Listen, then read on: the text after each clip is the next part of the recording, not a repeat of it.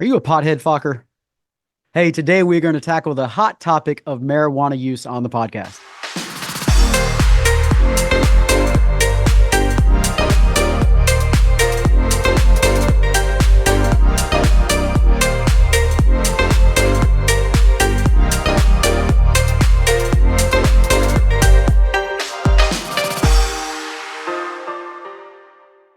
Hey, what's up, everybody? Welcome back to Creating the Future. Super excited that you're joining me. My name is Brent Simpson, and I get the privilege of being your host. And today we are tackling the hot topic, the very hot topic of marijuana use in our society and even among Christians. And should they use marijuana? Should they not? Is it okay? What are the problems that are associated with it? What are the negative things that are going on with it? What are the positive? We're going to tackle all that today. Today is one of those days where you may not agree with me on some of the things I'm saying. And in fact, I'm going to be honest that a lot of what I'm saying is not my opinion. It's not even a biblical response. A lot of it is just what the data is showing as more and more data starts coming forward on marijuana use in the United States. And so I just hope that no matter what you think about the use of marijuana, no matter what you think about my opinion on it as I start to share and the data I start to share, I just pray that you would listen to the whole thing, because I believe what we're about to share over the next few moments will be very, very valuable to you. How about starting with this one? A big research study just showed that marijuana has now surpassed alcohol in the frequency of consumption in the United States. Think about that. That's incredible that more people are using marijuana daily than are drinking alcohol daily. That's unbelievable how rapidly and how quickly that has gone up. As the marijuana use has grown now, what we're seeing and all the data is pointing out, and whether you like to hear this or not, this is just the truth, that both the potency of marijuana is growing and the use of marijuana, which is leading to all kinds of side effects with marijuana too that are a problem. By the way, before I go any farther, if I didn't say this already, make sure you like and subscribe to this podcast. And if you think it needs to be shared with somebody, make sure that you share it with that person you need to share it with. Now, with that all being said, let me read you an excerpt from a New York Times post, a New York Times article about the issues that are going on with marijuana use around the United States medically. Now, you know, New York Times is a pretty liberal organization. They're not like conservative. They're not necessarily coming from a Christian point of view. But I just want you to hear what they're saying is now more and more around the United States, marijuana is becoming common to the point, like I just said, that it surpassed alcohol in the frequency of consumption. Now, I'm quoting from this New York Times article recently. It says, from coast to coast, psychiatrists and physicians are treating rising numbers of people whose use of marijuana has brought on delusions, paranoia, and other symptoms of psychosis in emergency rooms in small community hospitals and large academic medical centers. Physicians are encountering patients with severe vomiting and a potentially devastating condition that was rare, but now they say is rather common. As marijuana legalization has accelerated across the country, doctors are contending now with the effects of an explosion in the use of this drug and its intensity. The cannabis industry is now a $33 billion industry and is turning out a range of ever-expanding cannabis products that are so intoxicating that they bear little resemblance to the marijuana of a generation ago. All right, let's break down some of the things in this article and some of the things that other data is pointing out, starting with this. There is a rising number of usage and the potency of the marijuana that we have right now. So obviously consumption is surging. Marijuana use is surging. We've already kind of started with that. But the THC levels in marijuana are also going up. That's the level of the component of marijuana that's going to make you high. And it's as high as 90% right now. Now, in comparison to the 1970s, when it started to go around a lot more, it was 2 to 3% in potency. Now it's 90% in potency of the THC levels. Now, just pause for a second and chew on that. The marijuana that we're talking about consuming today is nothing like the marijuana of the 1970s. Cannabis is far stronger than what it used to be. It's gone up. It's crazy. And the use continues to go up, by the way, in all age groups from old to young, teenagers, all the way up through older people. The risk continues to stay high because of the higher THC concentrations. And by the way, I'm quoting from that article, which is quoting from Harvard Public Health. Higher THC concentrations are linked to increased cases of addiction, Psychosis, and this big giant medical word that we're going to refer to as CHS. I can't even say the whole word, which is a sickness that comes on from the cannabis and the high HTC levels that is causing severe nausea and vomiting, and in some cases death. It's a significant sickness. I want you to see with this, according to the research, it's still addictive. I know it's almost like nowadays people act like it's not addictive. It's still addictive, and it's still a gateway drug. The way drugs work, one thing needs to lead to another thing. One high will take you so far, and then it's never as high as it used to be. So you're looking for the next thing to get a high. That doesn't mean that everybody that uses cannabis is going to use it as a gateway drug, but it is still a gateway drug. And you see that in part by the incredibly rising numbers within the cannabis use. The THC levels, by the way, according to the research, is not regulated. It's only regulated in 2 states of the United States. In other words, they can go as high as they want. They can get the highest high of the THC levels, which gives you the highest high within your intake of it. It's impacting the youth culture considerably. Pediatricians talk about teenagers consuming cannabis almost daily. In a lot of cases, it's leading to dependency and, again, addiction. It's leading to academic decline, and it seems to be leading to negative issues with the developing brains of teenagers as well. That's an issue. Emergency room visits have been skyrocketing since cannabis is becoming more common. I already mentioned some of the issues, but one of them is when people are taking edibles, they frequently are taking higher numbers of edibles, which is causing some severe physical problems that are going on there. And by the way, the research shows that cannabis still affects brain function. I know when I was a teenager or a young man, there was a lot of funny stereotypes about the pothead, and I led off with, "Are you a pothead, Focker?" From Meet the Parents. I've always thought that was a funny quote. But that kind of pothead who's kind of doesn't have a high IQ, kind of dumb, goofy, that kind of thing. Well, it still affects brain function. It still does affect brain function. That includes memory, that includes your ability to learn, and that includes your attention. There is still a lack of federal oversight as a whole on it, and so it's all over the place. You don't really know for sure what all the regulations are according to state policies and those HTC levels that I've already mentioned. Here's a funny one that the data is showing, and lean in for this because you might be shocked. Chronic use increases anxiety and depression. What's funny is that oftentimes people are taking and using cannabis because of anxiety or depression, but especially anxiety. Chronic use actually increases anxiety and depression, according to the research. And there's more traffic accidents, more car traffic accidents, and things like that as well. And I think my concern as we start to have this conversation about marijuana is simply that the public and users of marijuana usually don't know. I think there is a level of naivety to the risks that are involved. And unfortunately, whereas most drugs as they come out are kind of like, we're going to test this, make sure all the side effects are taken care of in theory before it comes out to the public. It's almost the opposite with marijuana. It's like, hey, let's jump into this and then let's see what the side effects are afterwards. There's a very wise saying that I don't know who originally said it. I don't remember, but there's a very wise saying. I think it might have been Winston Churchill, but he said, never move a fence before you know why it was put there. This is one of those moments. You got to be careful moving a fence before you know why that fence was put there in the first place. And I think the challenge that I have as a pastor who's leading a lot of people that deal with or are taking cannabis, and a lot of them are not even going to talk to me. You're going to watch this podcast and have a secret battle going on inside of you with it. But the challenge is not about marijuana use or cannabis use. It's about the ease of access to it. And that to me is a much bigger problem than just the use of it. It's one thing if cannabis legitimately helps you. I know people who have PTSD and things like that, that the cannabis seems to legitimately help to some degree. And we'll come back to that in a minute.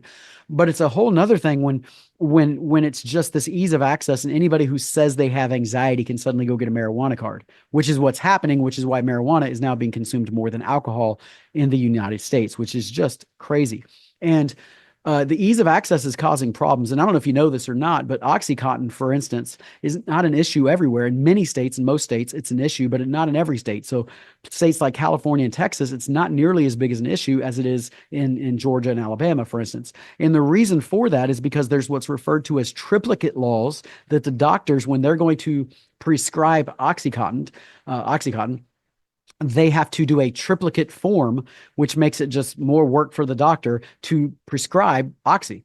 And because of that, less people are getting addicted to oxy in those places because the doctors are subscribing it so much less frequently. And so it's just more work. And meanwhile, in the states where it's very easy access, you could just easily give it away. Then it becomes a massive, epidemic, and we see massive problems with addiction to oxy. Well, I think the same thing can be said when it comes to cannabis, that there's probably some good uses to it, and there's probably some moments where it's good, but when you just move the fence and open up the gates, so to speak, and say anybody with anxiety can come in and not only can take this, but maybe even should, because that's the society we live in right now. I think that becomes a really big issue. It's the ease of access, and I know not everybody will agree with me on this because some people think you need the ease of access. But when you start looking at all the risk factors that are involved, all the problems that are coming from this, the brain development issues, the anxiety that's not going away, but it's actually increasing. It's a big problem. I can tell you personally, I know of somebody and have had to deal with this, where I know somebody who, because he is essentially a pothead, for lack of a better term, long before it was legal, he has anxiety and he smokes pot all the time, because he's what we would refer to as a pothead. He was not allowed to have his child. All of a sudden, he can't keep a job. I should say this. He can't really care for himself. Can't any, he's a traditional stoner, pothead, whatever you want to call that. And all of a sudden now, because it's legal and because he can get his license, his ability to get marijuana legally, now he can get his daughter back, and it's causing all kinds of problems because he's still a pothead, and all of a sudden now it's okay. Now it's legal. And so you can see these kind of problems that arise because of the ease of access. And on top of that, I could tell you many people, having worked with addiction for years, many people who have addictions to marijuana who never even went beyond that. It was, most of the time it's a gateway drug. Sometimes it's not. And these people didn't even have, it wasn't even a gateway drug. It was just marijuana, and they couldn't stop smoking marijuana, and they would lose their job because they couldn't function.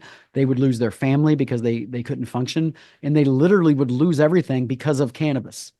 And I think the danger that we have to be aware of as we look at, should we be able to have edibles and these different things or not, is less about what the good is, and recognizing the serious dangers that can come from it. And so the ease of access is just dangerous to me, and I think that's a problem. And then let me share a little bit from a Christian perspective. I think coping mechanisms can be good when they're temporary. So let's just go back to a most basic thing. Let's go to Tylenol, right? If you have a headache, I have no problem with you taking a Tylenol. I don't think anybody in their normal right mind would have an issue with you taking some kind of pain reliever, Tylenol, aspirin, one of those type of things. I don't think most people would have an issue with that. Now, here's where it becomes a problem. If you're just taking Tylenol every day because you have headaches, well, now you need to go to the doctor and find out what is actually causing the headache. You might be having something much bigger. You could have a tumor or cancer or something much bigger that you're simply trying to mask with Tylenol. Here's what I want to get at. Oftentimes, it seems like it's almost like we're putting Band-Aids on cancer patients. We're dealing with anxiety. We're dealing with a lack of meaning. We're dealing with these very deep soul things inside of us, and we're trying to mask it with cannabis, or it could be alcohol. It could be a lot of other things, but in this case, we're talking about cannabis and marijuana. So we're trying to mask it, and we're not actually healing it. We're not actually getting better from it. We're really no different than the person who's depressed and goes and gets drunk and feels better while they're drunk because they're not thinking about their depression. And so I would argue and say it this way. If you're going to use cannabis, then you need to start with a couple thoughts right off the bat. What's next after the cannabis? In other words, like how long am I going to take this? Like, am I going to take this for the rest of my life because I'm never actually going to get over the anxiety issues or the inner healing that I need? Or am I going to take this for a short time so that I can get off of it? If you're not careful, that's how addictions start. So you start taking it, you enjoy it, it's fun, it makes you feel better. But instead of actually healing from what is actually ultimately hurting you, which is going to be oftentimes anxiety, lack of meaning, lack of purpose, it's really a soul issue. What we're doing is numbing the pain, and we're not healing the pain. And so we just get addicted to this thing and we never actually heal. I mean, the real ache that oftentimes or almost all the time that we're dealing with is really something that's mental, it's psychological, or it's soulish. It's very deep within that soul that we talk about inside of our lives. So when you talk about being healed in your soul, there's really like two places that I would recommend or say that you need to turn to. The first one is the Holy Spirit of God in the Bible, and God himself, the spiritual element. That is one of the places that can heal the very deep things going on inside of you.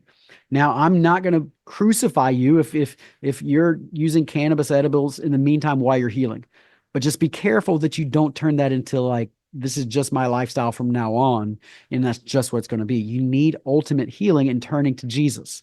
Ultimately, Jesus does not want you to be turning to any other thing other than him for your healing. You don't need a coping mechanism. You don't need something that numbs the pain. You need Jesus to heal the pain. So first of all, it's spiritual things. It's Jesus. It's the Word of God. It's the giftings of God that's upon you. It's the call of God in your life. All those things bring healing and bring integration to your soul, as we talked about a few months ago on the podcast. But secondly, also sometimes you need therapy. Sometimes you need deep relationships, either through a therapist, a counselor, or just a really good friend. Because sometimes the pain that you're feeling that's deep inside can be healed, not from an edible and not from this thing or that. Sometimes you just need to express yourself. You just need to get it off your chest. You need deep meaning. And a lot of time in our society, we don't have deep, meaningful relationships. Instead, we have superficial Facebook relationship and workplace relationships, but people don't really know us, the deep part of us. And so whether that's through a counselor, a psychiatrist, or whether that's just a deep friend that you can be real and honest with, sometimes that's where the healing comes. So I think there's probably other ways, and we're not going to get into all that in this podcast, but the healing for your soul primarily is going to come from the Spirit of God, and it's going to come from the relational aspect with humans. And oftentimes the two of those together. If you got a really deep spiritual friend, then that friend's going to pray for you. They're going to be there for you. They're going to love you. They're going to hold you when you're crying, so to speak. There's something really impactful about that. So as we talk about this hot topic of cannabis, I think my big concern is that it has serious side effects, and we moved a fence without asking why we ever put the fence there in the first place. And that's a dangerous place to be.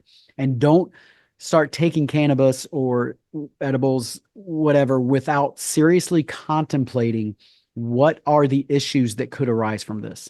And I would never recommend anybody ever doing it without looking and having an end game. All right, I'm going to do this for a month. I'm going to do this for 2 months while I work on this other part of me.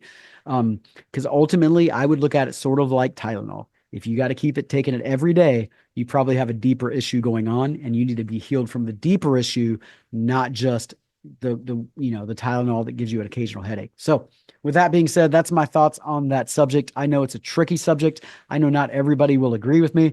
You're welcome to put in the comments your opinion on the subject, any place you disagree with me on. But let's make sure that we don't run into the future uninformed about the risks and the problems, as now we have more people using marijuana than using alcohol on a daily basis. And that is just wild. So let's think about it. Just like with alcohol, there's risks. Just like with any medication, there's risks. Let's think about what the risks are and how to limit those in our lives if we are needing to use this in some way or not. Amen. I hope this has been beneficial to you. Make sure you like and subscribe. If you think this would be beneficial for somebody you know, make sure that you send them a link over to this podcast. And hey, we got some great hot topics coming on the horizon. I think we're going to talk about marriage and divorce this next week, so don't miss that. It's going to be awesome as we have Dr. Robbie Waddell with us as part of that process. God bless you guys. Looking forward to seeing you next week.